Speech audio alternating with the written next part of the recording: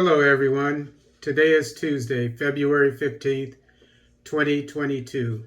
Benin strengthens security cooperation with its neighbors in the face of upsurge in attacks.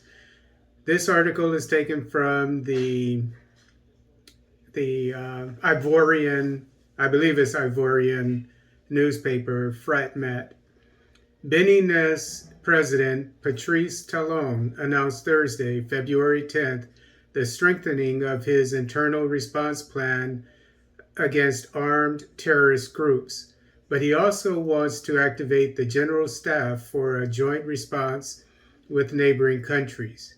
Benin, which shares Park W with its neighbors, that is Niger and Burkina Faso, is also a member of the Accra Initiative created in 2017 to deal with the terrorist threat. The government has indicated that the triple point of Park W is a critical area where joint action must be taken. And the reason for this is because, I think it just said it, but there was an attack, I think a little less than a week ago, but let's say a week ago, in this park, which is in the Tri-Nation area. It's at the borders of Burkina Faso, Benin, and Niger. And the attack, I believe, happened on the Beninese side. And I believe some Beninese soldiers were killed, a few of them, I believe. Patrice Talon, who has often had himself represented at sub-regional meetings, recently went twice to Accra at the ECOWAS summit. On January 9th, he saw his peers from Niger, Ghana, and Burkina Faso face to face.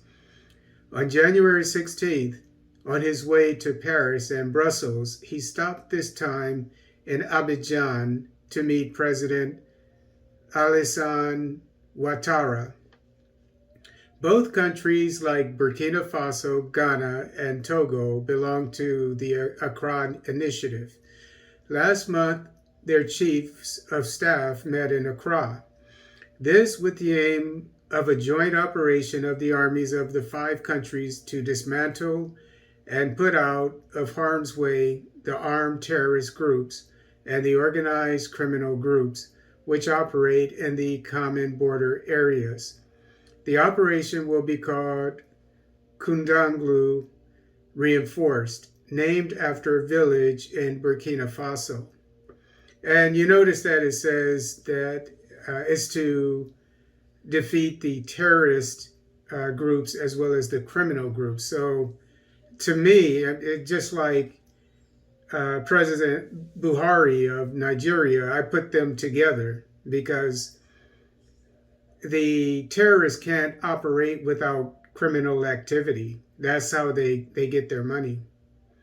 Still, in the dynamics of an organized response with the neighbors, we learned that on December 6th, the armies of Benin and Togo strengthened their cooperation on the ground and are planning actions on their common borders. So this corroborates what I've been saying all along, and in 2 different ways. One was that the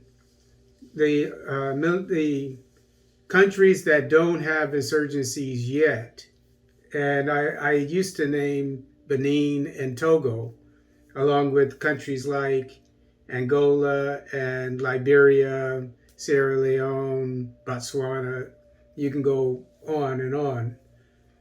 Pretty much at least half the countries, I think more than half the countries in Africa do not have insurgencies. And I said that these countries need to lend their troops, deploy their troops to the countries that do have insurgencies in a Pan-Africanist spirit. So that what's going on there, even though from what I understand, they have had this insurgency for a while, but I never heard about it. So you may as well say that they didn't, because they never talked about it. it doesn't seem that there were any attacks until recently. So it supports what I said about that, about how, the reason why, I mean, for Pan-Africanist reasons, of course, I give, but also because these insurgencies will reach these countries that are currently at peace. So why not nip it in the bud?